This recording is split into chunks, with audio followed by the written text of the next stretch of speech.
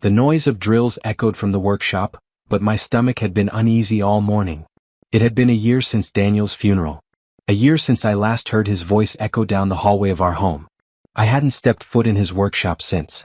But something in me said it was time to remodel, to let go. That morning, the construction crew arrived on schedule. I kissed my kids, dropped them at school, and decided to get groceries. That's when my phone rang. "Ma'am?" The foreman's voice was strange, hesitant. You need to come back. Bring the children. And don't come without them." My heart stopped. What happened? "There's something under the floor. Just come." When I arrived, Emma and Liam by my side, the workers were pale, standing in a circle. The wooden boards had been ripped open, revealing a hollow. At the center of it lay a rusted steel box, sealed shut. The initials DC were carved on top. Daniel's. I moved slowly, numb. My daughter's hand tightened in mine. My son whispered, "Mom, is that Dad's?" I opened the box. Inside were letters. Dozens. Each envelope labeled with a year. Some addressed to Miranda. Others to Emma. Some marked Liam, age 16. Others to someone I hadn't seen in 15 years.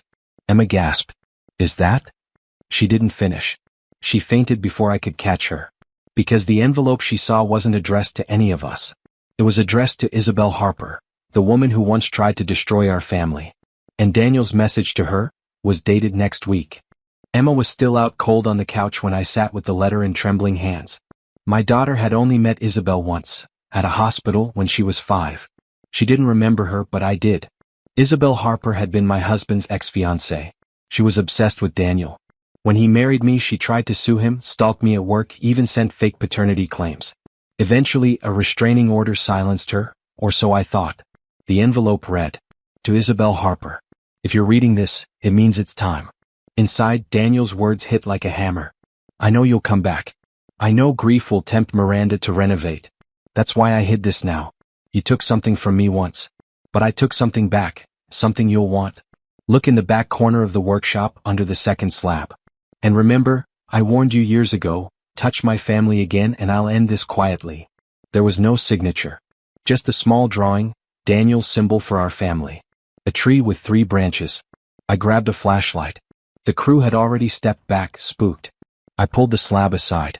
What I found wasn't a threat. It was evidence. Photos. Contracts. A notebook. Emma stirred behind me. Liam peeked in. I flipped the page and my jaw locked. Because Daniel had known she was still watching us, and he had been quietly recording every illegal move she made. With names, bank accounts. And then I found it. An envelope marked, "For the police. Deliver only if Isabel contacts the children." Emma's phone buzzed. One text. From a blocked number. It said, "I want to meet. I'm your real mother." And now, I couldn't breathe. I took the phone from Emma's hand before she could reply. She looked up at me confused. "Mom, that name. Why would someone?" I hugged her close. "Because someone cruel wants to rewrite your story." That night, I stayed up reading every page of Daniel's notebook. He had tracked Isabel's alias changes, offshore accounts, and court records she tried to erase. The last entry chilled me. If she ever contacts the kids, it means she's ready to try again. And this time, Miranda, you must finish it. Protect them. Use everything I left. It was more than documentation. Daniel had prepared for a war. And I had just received the first warning shot. The next morning, I called Detective Harris. He'd helped us years ago when Isabel was stalking me. I told him everything. He didn't sound surprised. "She's resurfaced," he said. "Another woman just filed a police report across town. Same name. Same MO, claims she's reclaiming her family. We've been waiting for her to slip up." I gave him the envelope marked, "For the police." His voice changed. "Miranda, this could help us finally charge her." I was about to thank him when the doorbell rang. Liam opened it, and froze. A tall woman in a gray coat stood at the threshold. Thin smile. Hands clasped like a nun. "Hi," she said to my children. "I'm your mother." I stepped forward. "No, you're not." She smiled wider. "Then you won't mind the court papers I'm about to file." Emma whispered, "Why does she look like me?"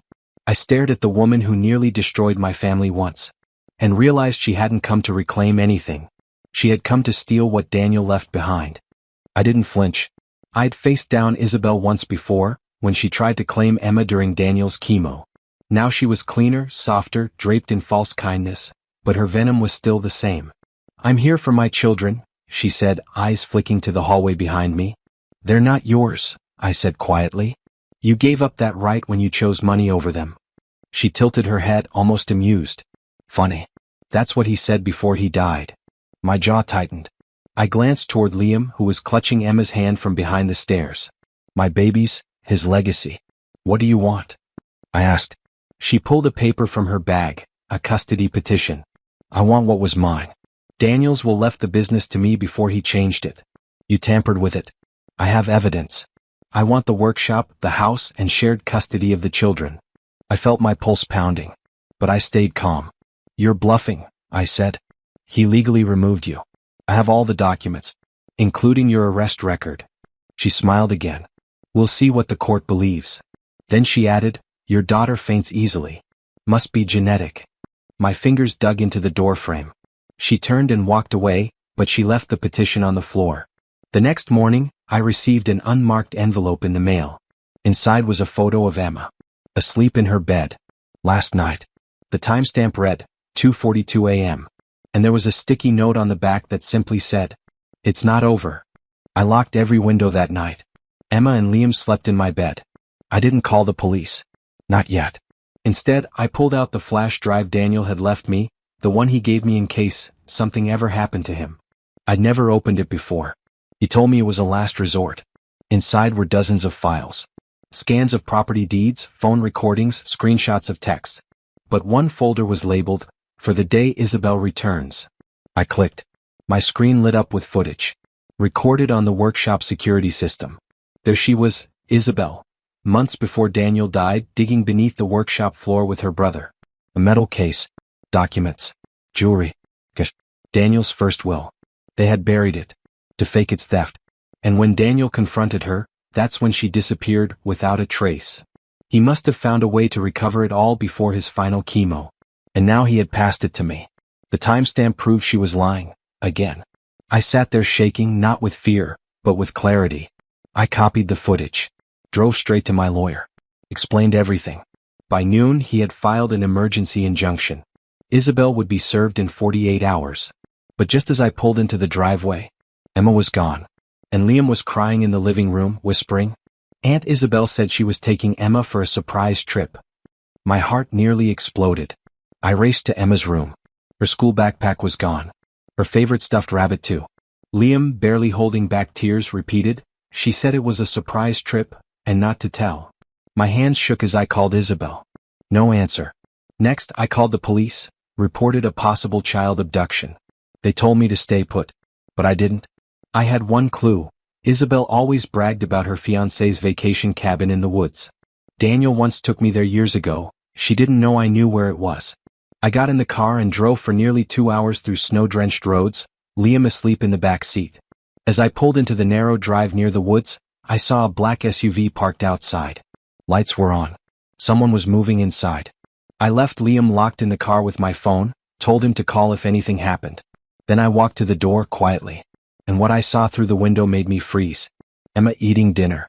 Smiling. Wearing a new dress. Isabel brushing her hair. She wasn't hurting her. She was grooming her. Playing mom. Pretending she was hers. I stepped back, and that's when the floor creaked under my boot. The door opened slowly. And Isabel said, smiling wide, "Finally. We were waiting for you." Isabel's voice was calm. Too calm. "Emma's been waiting for a real mother," she smiled, motioning to the table. "Sit. Dinner's hot." My fists clenched. My voice cracked. "You took my child without asking. That's kidnapping." She rolled her eyes. "Please. You were always too distracted to be a good mom. I'm just helping. Look at her, happy, healthy, loved." Emma nodded shyly. I could see the confusion in her eyes. My own daughter, slowly being pulled away from me. I sat not because she asked, but because I needed to gather myself. Observe. Plan. She poured wine for herself. "Daniel used to say I'd be a better mother than you. He said it in bed sometimes." I didn't flinch. I just asked one thing, "Where's the birth certificate?" She blinked. "What?" "You said she's your daughter. Then show me her birth certificate." Isabel's lips parted, but nothing came out. Emma glanced between us, sensing tension. I stood up slowly. "This dinner's over. I'm calling the police, she snapped. I walked to the front door, opened it, and there they were. 2 officers. 1 female, 1 male. They'd been tracking my phone. And the moment they saw Emma, they said, "Ma'am, step aside. We have a warrant." Isabel's face drained of color. She backed away, trembling as the officers stepped into the house. "Don't move," the female officer said. "We have reason to believe you're holding a minor here against her custodial parents' rights." I gently pulled Emma behind me. "Go with the lady in blue, sweetheart. I'll be right there." Emma looked up at me, eyes wide with relief. "Are you mad at me, Mommy?" I crouched down. "Never. You were very brave." As they took Isabel aside, she began to scream. "I was saving her. She doesn't deserve that kid. I did what Daniel wanted." I handed them the recording I'd taken earlier, quietly started on my phone under the table. It captured every damning word, especially the part where she claimed Emma as hers. But the real twist? I had quietly changed the workshop's ownership papers after Daniel passed. The house was in my name. Everything was. 2 weeks later, Isabel was charged with child endangerment, fraud, and trespassing. Her mother and sister too. At the trial, I didn't speak much. I let the evidence speak for itself. The judge awarded me sole custody. Emma never saw them again. And as we left the courtroom, hand in hand, Emma whispered, "Can we go home now?" I smiled. "We already are."